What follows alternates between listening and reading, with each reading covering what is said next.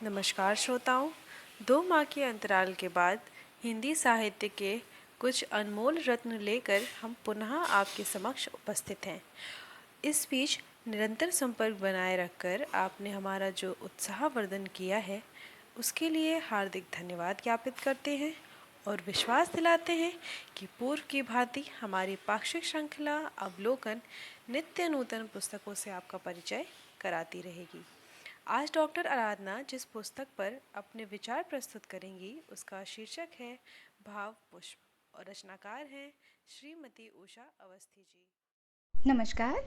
अवलोकन पुस्तक समीक्षा के अगले अंक में मैं भाव रूपी जिन पुष्पों के साथ उपस्थित हूँ। इस कविता संग्रह का अद्भुत शीर्षक ही है भाव पुष्प और इसकी लब्ध प्रतिष्ठित लेखिका है हमारी चिरपरिचित श्रीमती उषा अवस्थी। विविध जीवनाभूतियों रूपी रंगों से सजी यह पुस्तक कुल 84 पृष्ठों में सुंदर सुंदर रचनाओं से संग्रहित है। इस जीवंत संकलन का प्रकाशन बोधि प्रकाशन C 46 Sudarshanpura industrial area extension नाला रोड 22 गोदाम जयपुर द्वारा हुआ है। पुस्तक की विदुषी लेखिका श्रीमती उषा अवस्थी की अनगिनत रचनाओं का प्रकाशन अभिव्यक्ति के कथा संग्रहों, भारतीय लेखिका परिषद की पत्रिका, दैनिक जागरण तथा राष्ट्रबोध जैसे साप्ताहिक पत्रों एवं विश्वविधायक तथा अन्य विविध पत्रिकाओं में होता रहा है। आपकी रचनाओं का प्रसारण समय समय पर आकाशवाणी द्वारा भी होता रहा है। संप्रति अभिव्यक्ति तथा भारतीय लेखिका परिषद लखनऊ के सदस्य भी हैं। प्रतिष्ठित साहित्यकार डॉक्टर विद्या बिंदु सिंह इस बहुरंगी विधा के संदर्भ में कहती हैं, इस संग्रह की सभी कविताओं में व्यक्त अनुभूतियां सतरंगी हैं। इनमें सुख दुख, उपेक्षा अपेक्षा, सेवा संतोष, चिंता आक्रोश के साथ ही लोक कल्याण के स्वप्न भी हैं। इस पुस्तक का प्रथम पुष्प माँ वीणा पाणी के पावन श्री चरणों में समर्पित वाणी वंदना है। कवित्री अपने श्रद्धा सुमन अर्पित करती हुई कहती हैं, इस आत्मदीप मन चंदन से अर्चन वंदन स्वीकार करो, इस प्राण पियाले में रखे कुछ भाव पुष्प स्वीकार करो। भारतीय संस्कृति एवं परंपरा का संवाहक यह सुंदर गीत सरस्वती माँ को प्रसन्न करने के साथ अंतर मन को छू जाता है। तत्पश्चात इस सृष्टि के पालक एवं संहारक तथा आत्मा में आत्म तत्व के रूप में स्थित श्री सदाशिव की स्तुति पूर्ण समर्पण के साथ करते हुए आत्म तत्व की जागृति का आग्रह पूर्ण निष्ठा भाव से करते हुए आप कहती हैं, भवबंध काट आनंद धाम भजे प्रभु हर चांदनी कितनी सुहानी चांदनी इस श्रृंगारिक भाव को अभिव्यक्त करती कविता में प्राकृतिक सौंदर्य के साथ ही मानवीकरण के द्वारा सुंदर प्रतीकों और बिंबों की योजना है। प्रकृति की नैसर्गिक सुषमा को पुरातन स्वरूप में मानव के सुखद दिनों की स्मृतियों के साथ देश, समाज और मानवता के प्रति चिंतन का भाव भी प्रकट हुआ है।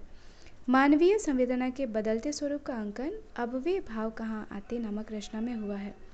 प्रदूषण की भयावहता मनुष्य ही नहीं प्रकृति को भी व्यथित करती है।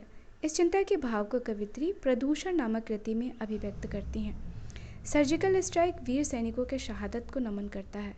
इसके साथ ही अगले पुष्प में साहित्यकार जल संरक्षण के महत्व को बहुत ही सरलता से इस प्रकार समझा जाती हैं, अखिल सृष्टि में जल जीवन है, जीवन का सम्मान करो, संरक्षित कर स्वच्छ सलिल को, धरती में मुस्कान भरो। प्रिय बसंत के आगमन पर प्रिया धरती के प्रसन्नचित हो जाने के भाव को सखी देखो तो बसंत आया नामक गीत में प्रस्तुत किया गया है। बेटियों के संरक्षण एवं शिक्षा के प्रति व्यक्ति चिंतन लेखिका की लेखनी भी प्रकट करती है। ओजपूर्ण सुंदर वाणी में रचनाकार माँ काली से देश की अराजकता, दुष्ट प्रवृत्तियों एवं बुराइयों से रक्षा की याचना करती हैं। बालिका की उपमा तुलसी से देते हुए आप अत्यंत कोमलता से प्रेम पूर्वक इसकी सुरक्षा एवं फलने फूलने की कामना पुनर्स्थापन में करती हैं। कागज के रुपए के स्थान पर सिक्कों के प्रचलन की सार्थकता कितने रोगों से बच जाते नामक चिंतनशील प्रवृत्तियों में प्रकट हुई है। ध्वनि प्रदूषण और इसके दुष्प्रभाव का वर्णन लेखिका के देश और समाज के प्रति चिंता के भाव को प्रकट करता है।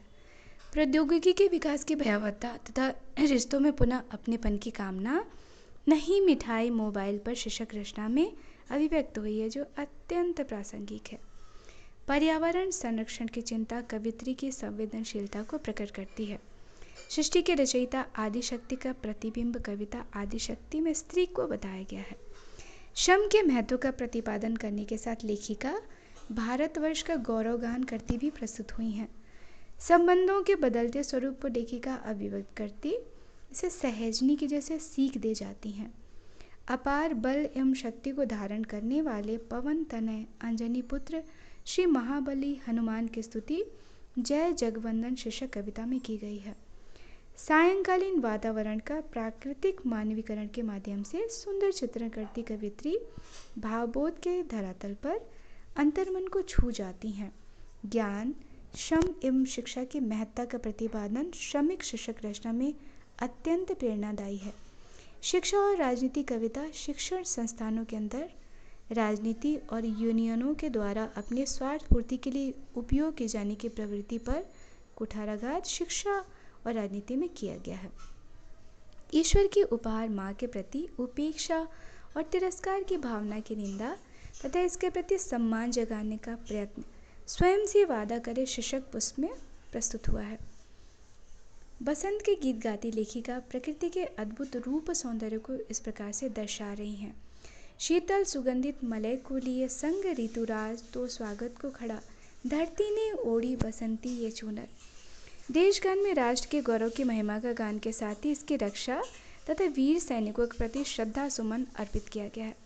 मनुष्य के जीवन चक्र के सत्य को खाली ही जाना हो गया शीर्षक यथार्थवादी रचना में प्रदर्शित किया गया है। श्रीमती उषा अवस्थी जी ने गीत के साथ साथ अतुकांत अद्भुत रचनाएं भी की हैं। एक सुंदर गीत में जीवन दर्शन का सुंदर चित्र इस प्रकार से उकेरा गया है।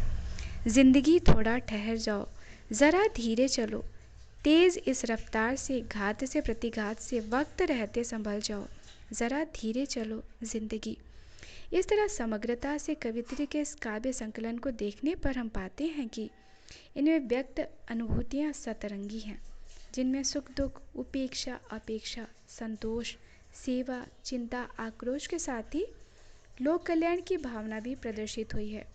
श्रीमती उषा अवस्थी जी की कविताओं का भाव, इनकी भाषा, व्याकरण, लय और शब्द संयोजन चमत्कृत करने वाला है, जिनमें संस्कृतनिष्ठ हिंदी के पुष्ट शब्दों के माध्यम से आध्यात्म, प्राकृतिक सौंदर्य एवं समग्र मानव जीवन के भावों को कुशलता से सहेजा गया है।